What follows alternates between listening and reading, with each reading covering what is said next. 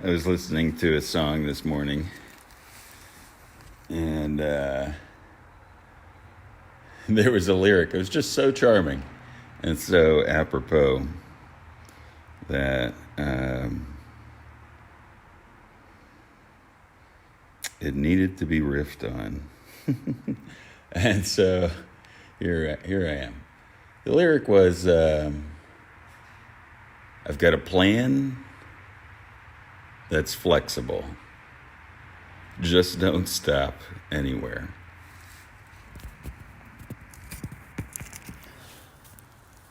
And that fits nicely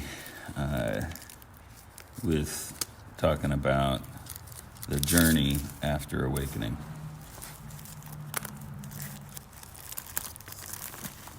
If we were to put it in Christian language, it would be the Son of Man, which is everybody,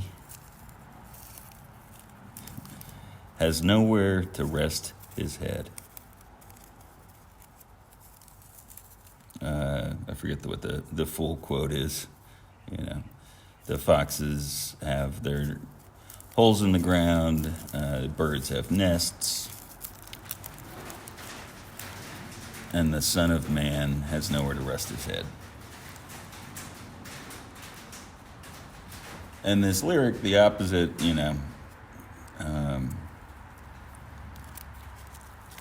also holds true.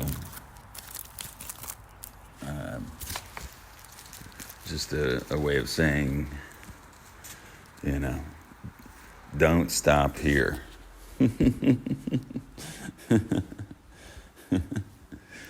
And so what is it about not stopping? Well, in one sense, it's very simple because life doesn't stop, right? And life is always in movement, and life is always changing, and we live in these vehicles, these bodies, which are undoubtedly part of life. And so while there is something about what we are, consciousness, spirit, whatever you want to call it,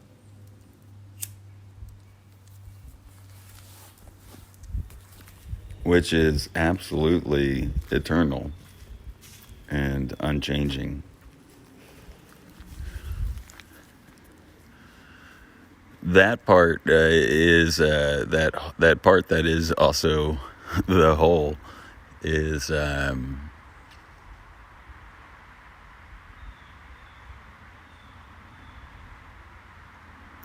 not much of a concern, is it? Because it's doing fine.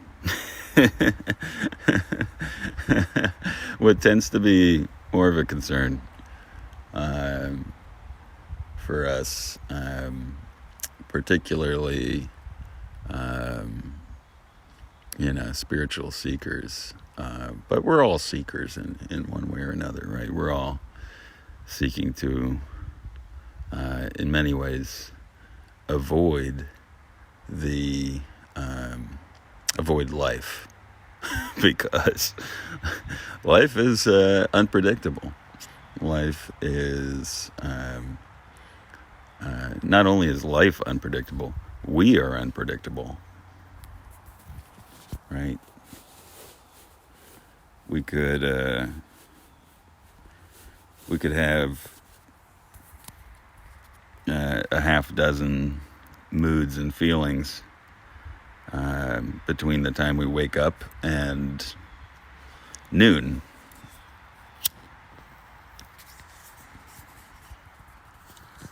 And it's this sort of rough and tumble of life that tends to be something we're avoiding, something we don't want to engage in. Maybe if we're a spiritual seeker, it's something, we hope we get to transcend, something we don't have to feel too deeply.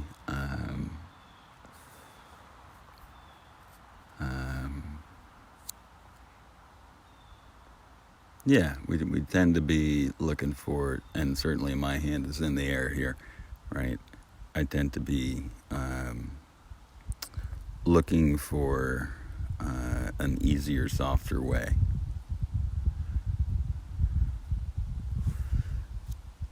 And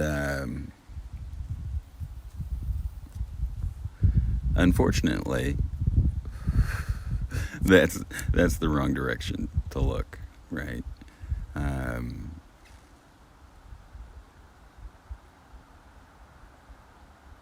Because the direction is always here and now.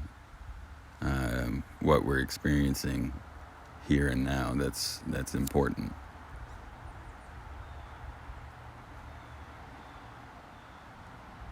And so if there's anything in us that's looking to get out of here and now, we will find ourselves in some form of suffering, some form of trouble.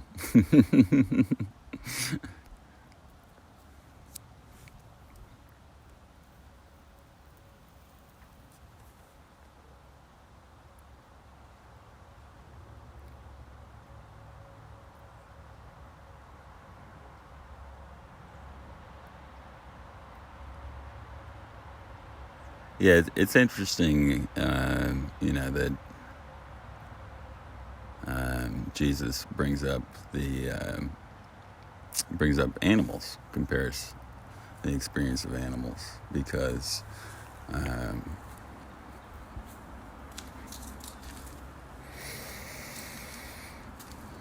certainly I think there is something valuable to be seen there.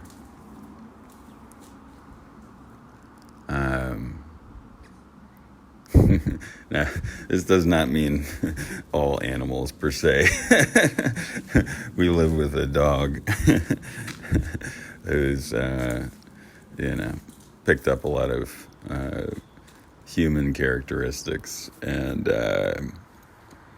maybe isn't the greatest indicator of this, but in general, you go a couple steps more towards wild creatures, birds are an easy example because they're everywhere in the city and out of it, and animals, they're doing their thing. They are, whether it's looking for food or just hanging out, it's pretty obvious, it's pretty easy to see that they're just in the now. And one could think of it as a sort of form of unconsciousness, if you wanted, but I think it's a little more useful to look at it as they're in the flow of life. They are, they're in the flow, they're responding to the flow in a pretty seamless, natural way. They're typically not sitting around having an existential crisis, or even scratching their heads wondering, where my next meal's going to come from.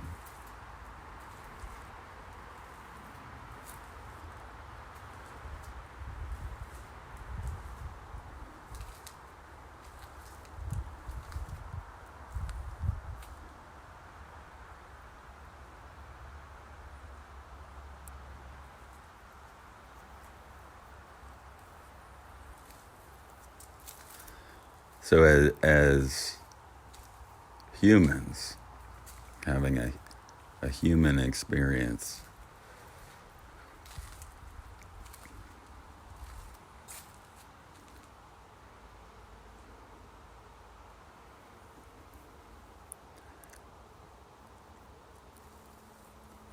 in a sense, what we're moving towards is that same freedom that animals experience.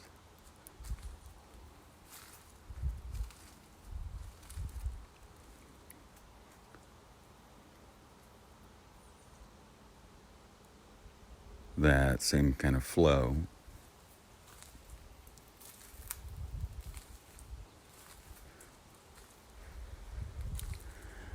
And because we also have these big brains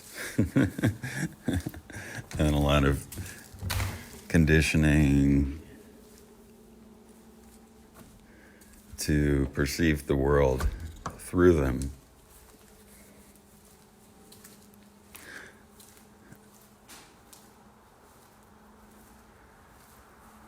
there's a lot of places we can't rest our heads. In other words, we can't draw conclusions or lines in the sand, have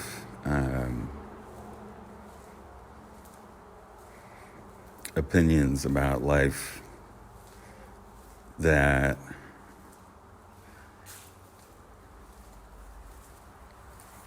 come with real deep emotional ties or baggage.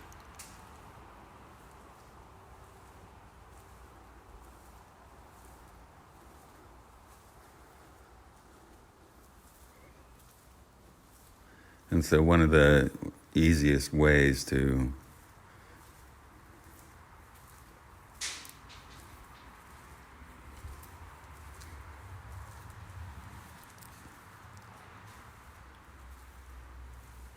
loosen those ties, to experience loosening, is to really allow ourselves to not know. One way to do that is to ask a question, right? Is this thing, situation, relationship, person, feeling that's got me upset, is it really true? And by really true, I mean, like, is this, whatever it is I think about it, something I'd be willing to lay down my life for? Can I know this thing with absolute certainty?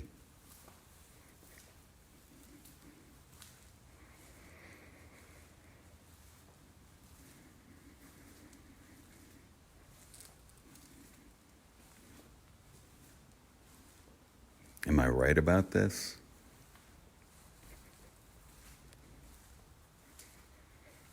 And then feeling with all senses, the whole body.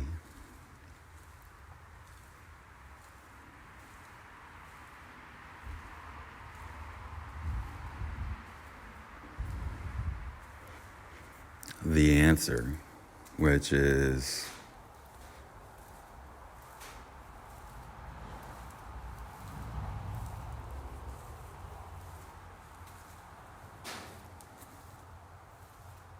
a kind of no. It's, for me, typically a silence.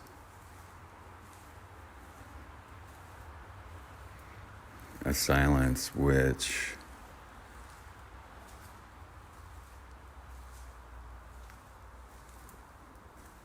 starts to unhook that place where I put my head down. That place I decided to rest.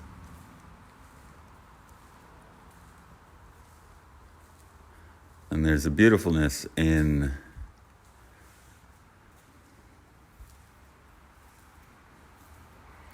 really allowing myself to be broken in that sense. It's a full embrace of my humanity.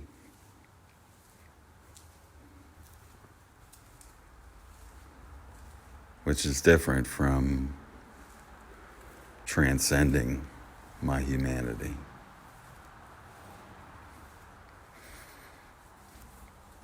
Don't really have to worry about my transcendentness. My transcendentness is not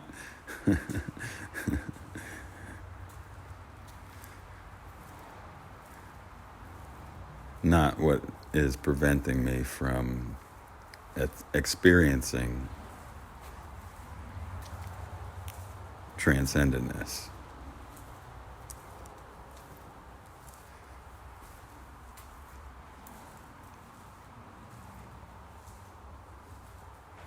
But we can do that in a different talk. Sure, it could be an issue, right? For someone like, oh no, can I step into this feeling of largeness, bigness, whatever, right? That could be a hang-up.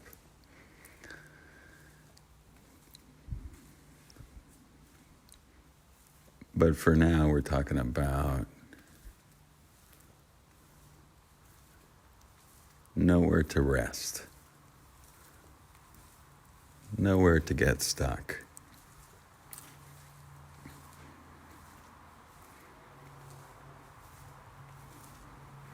Moving.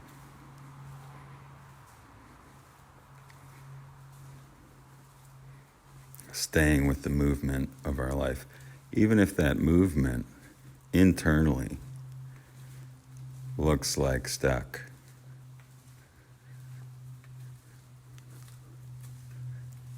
It's an invitation to really be with the stuckness in an alive, fully present kind of way.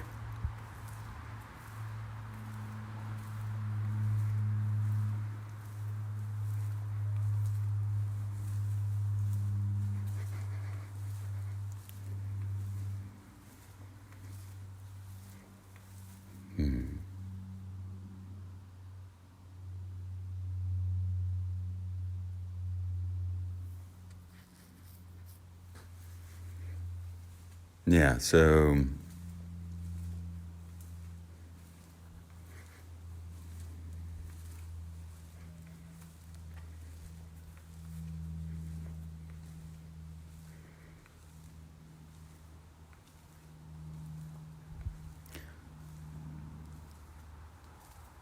bringing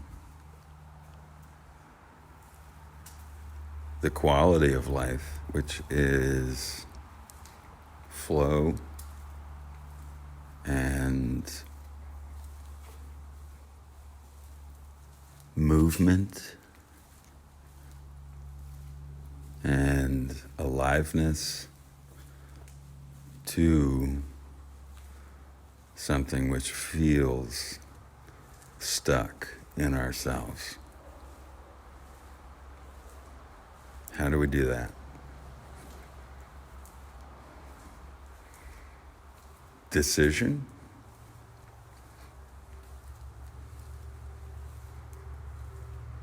Very powerful. Choosing to engage with what feels stuck in ourselves.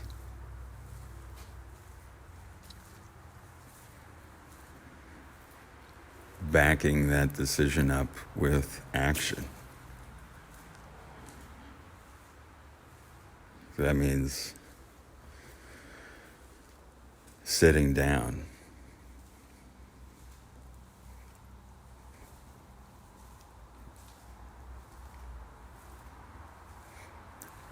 There's some sort of minor things I can engage with a fraction of my attention. I can continue moving, doing whatever I'm doing in life, and give it some of my attention and move through it. But typically, if it's something I'm really up against, something that feels heavy, stuck, I got to give it all of my attention. And for me, that means sitting down. No distractions.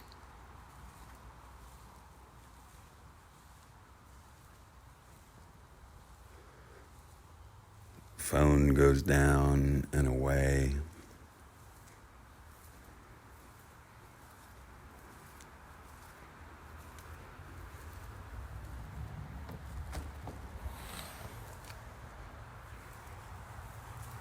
So choosing to engage and then engaging.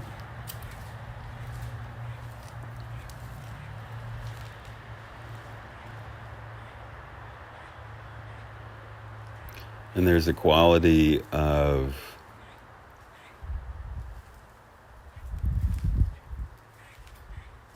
well, this is a funny one. A little paradoxical, right? There's a quality of seriousness about it. Seriousness in the sense, like a determination. I'm going to see this thing through, whatever it is.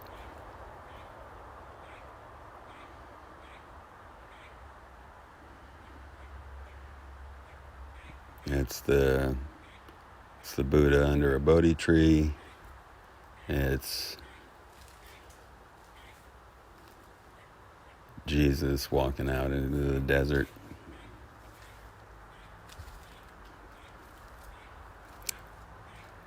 And at the same time,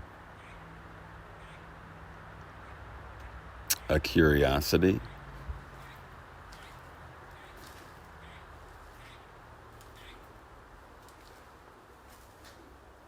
Curiosity that's not like, I'm going to figure this out. Whether or not we figure something out on a mental level is not always terribly important.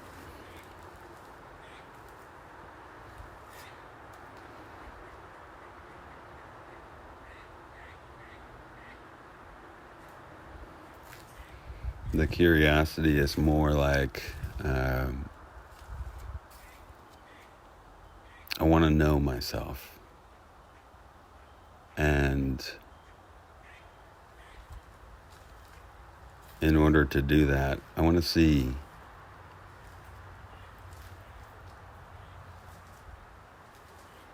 this thing that's arising clearly.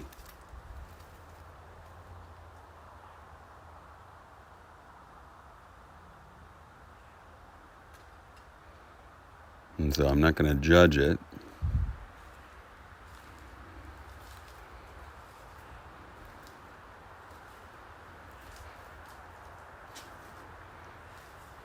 Because then I won't be able to see it clearly.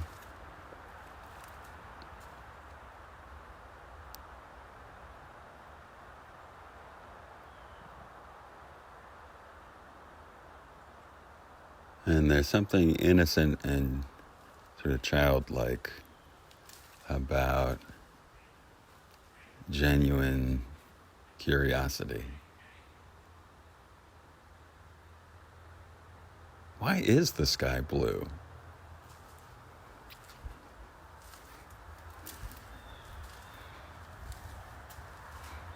And even if someone explains the answer to you in scientific terms, that answer is not really satisfactory to the question, right? The question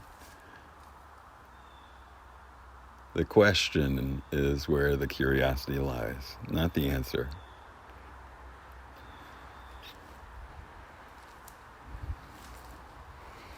And so how does one cultivate curiosity?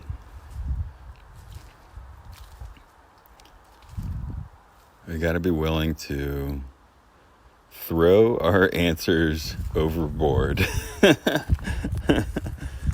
Right?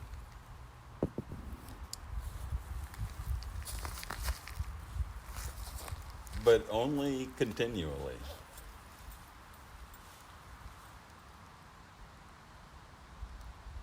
Because we start to have we start to see things about the world after awakening.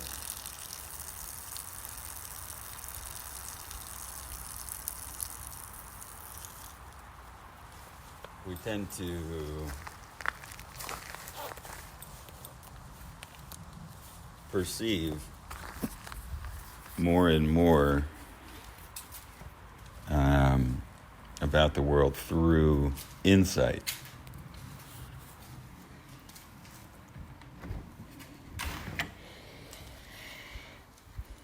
Which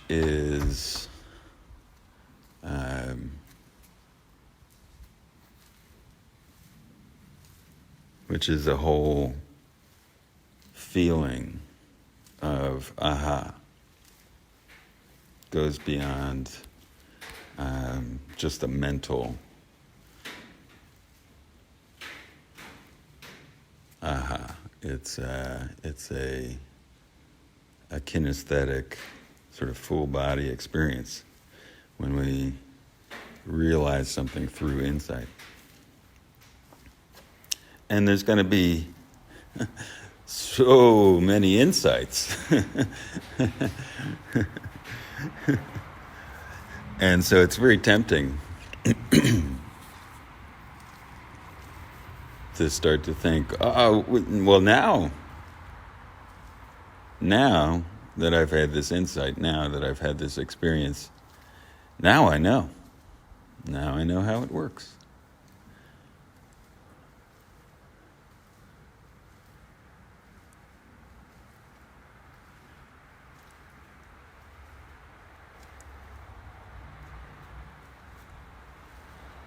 And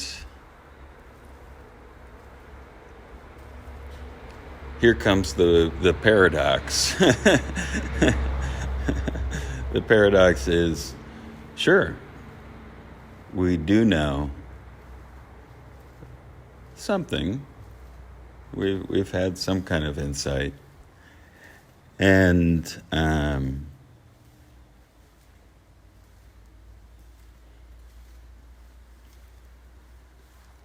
ego, small self,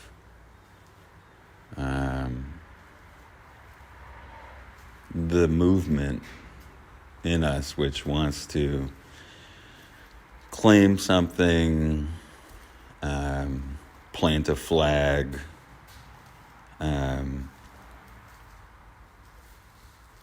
formulate a belief.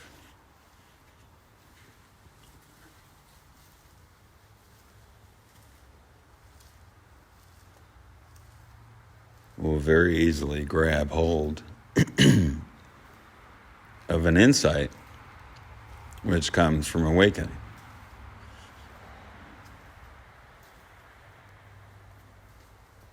And all of a sudden we've got a new belief.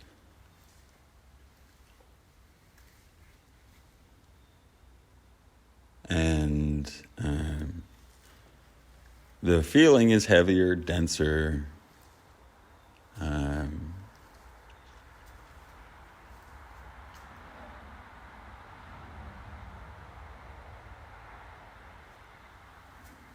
We've solidified around something. Put our head down. And as soon as we do that,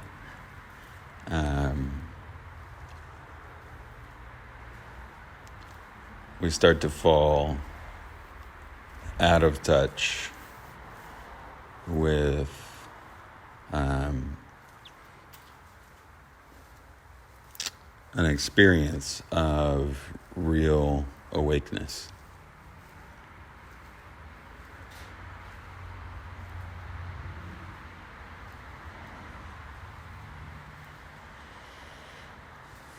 Because in real awakeness, there is nowhere to rest one's head. Movement and flow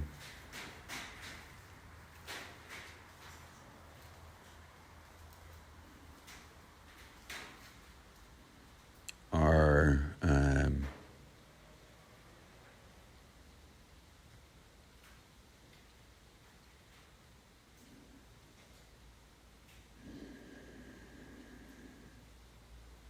fundamental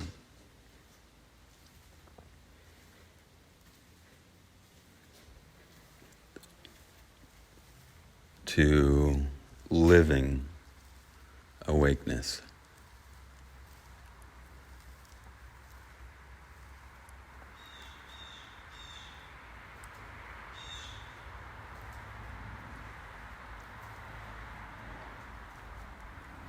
And so we'll be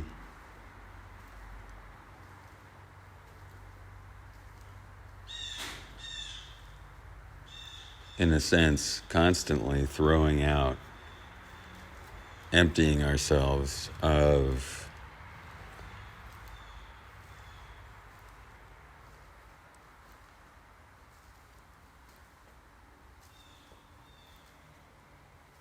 the insights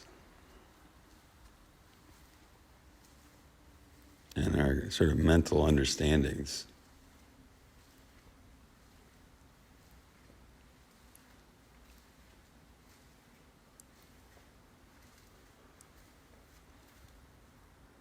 All along the way.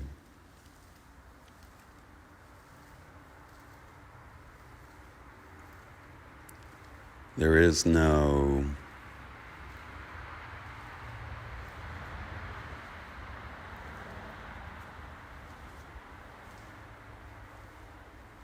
there's nowhere to rest after awakening.